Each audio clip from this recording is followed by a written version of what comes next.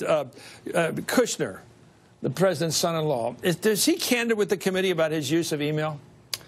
Well, we're looking through the documents that he produced. We have had questions even before this about whether that document production was complete. We're certainly looking to see whether he produced any from this new private email that we've been hearing about. Did you ever know he had a private email? I did not know he was using a private email account while he was a part of the administration. Right. But again, that depends on whether he used that account to discuss things that were pertinent to our investigation. We generally ask the witnesses that come before us what email accounts they use, what applications they use. Do they use encrypted apps? So we're going to scrutinize again that testimony, and we also expect we very well may need to bring him back. This investigation, which you're responsible for pursuing so effectively, has grown like what they used to talk about people who would come back from Florida and buy a little bitty alligator. Next thing you know, it's the alligator roaming New York sewer system, a giant alligator. It just grows and grows.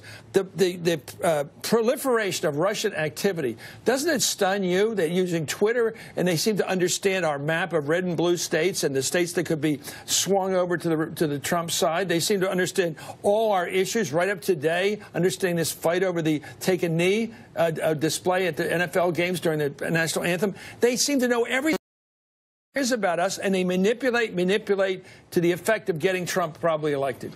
Well, it's absolutely true that they're incredibly manipulative, and what's so striking to me is how deeply cynical it is, how exploitive of the divisions in our society they are. And, of course, this isn't just happening here. This is what they're doing in other liberal democracies. They want to weaken the whole idea of democracy and set us against each other. And I think one of the best antidotes is exposure. Yeah. During our open hearing, I want to show these ads. I want the American people to see them and see just how they view these divisions as a vulnerability. It ought to be a lesson to us. This is a vulnerability that we need to deal with. Well, this is not our problem. You know, when they came here to bomb us, hit the World Trade Centers back in 2001, did you notice how they came here for flying lessons? And Americans gave them flying lessons down in Florida, and the guy giving them flying lessons said, I thought they were from Germany. Come on. A little sophistication about who's coming to get the bombing lessons, controlling an airplane and take it into the Twin Towers. And now these guys just casually take Twitter. They exploit the hell out of it. It's free. They exploit Facebook. They pay a few bucks. And these numbnuts that give them this authority, they treat these platforms like they're open to anybody. Come on. The bank's open. Doesn't it amaze you that people like Zuckerman act like they're so neutral on this fight between the bad guys and the good guys? Are they neutralists? Well, I think certainly has taken these social media companies a long time to come to the realization that in addition to all the good their platforms do, bad actors can also exploit it. You think they're not a little bit open to this because it keeps the door wide open for money? Look. This is going to have to be part of our oversight. How soon did they discover how their platforms were being used? What steps did they take? Were they willing to do the hard internal analysis, or did they not really want to see what was there? We have a lot of unanswered questions. We have even more, I think, after our briefing today with Twitter. It was, I think, an important beginning of the discussion, but a lot of Twitter's work was derivative of what Facebook did. So basically, if you present Twitter with, okay, look at these accounts, they may be able to say, okay, those are Russia-linked.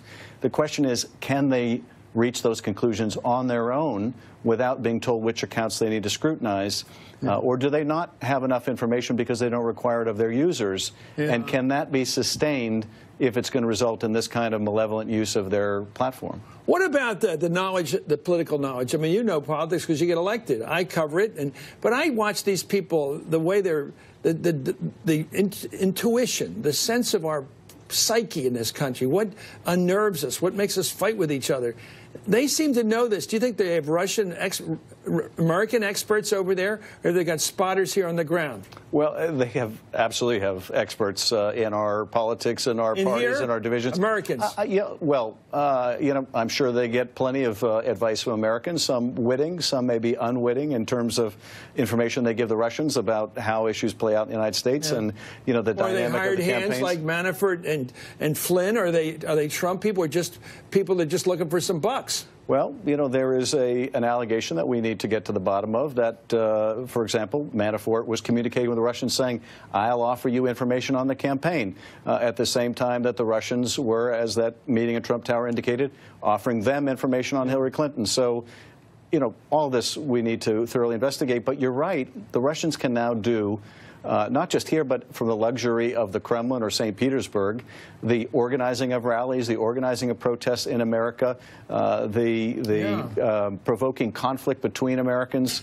It's breathtaking what they can do, and unfortunately, the web has made that very possible, easy, low-cost, deniable, and pernicious. Do you believe they had an influence in who won the election last year? They certainly had an influence. Whether it was decisive or not, I don't think we're ever going to be able to definitively say. You know, the social media stuff is only one element of their active measures, the hacking and the dumping, the fact that Hillary had to constantly be on the defensive with these daily dumps of information. In an election that was won or lost by 70,000 votes, you cannot say that wasn't influential. Well, how long will it take us? I hate to push it, but we have time constraints. How long do you think it's going to take us? We've heard a year and a half for Mueller to do his job. When do you think the American people will be, before or after next November's election, will they have a pretty clear idea of the role that the Russians played, a pretty clear idea of what Trump's people played in this whole fandango? Well, you know, as you were saying, investigations have sort of a natural rhythm of their own. We are in the expansionary phase, and that we continue to learn more. We learn more about the meeting in Trump Tower. We learn more about the Russian use of social media. At a certain point, the investigation starts to constrict when we've fully identified the issues that are the most fruitful, productive, important, concerning. You know, I think we are still closer to the beginning than the end. Bob Mueller's investigation may very well take a lot longer because that may involve criminal proceedings against some that lead to criminal proceedings against others, if that's where the evidence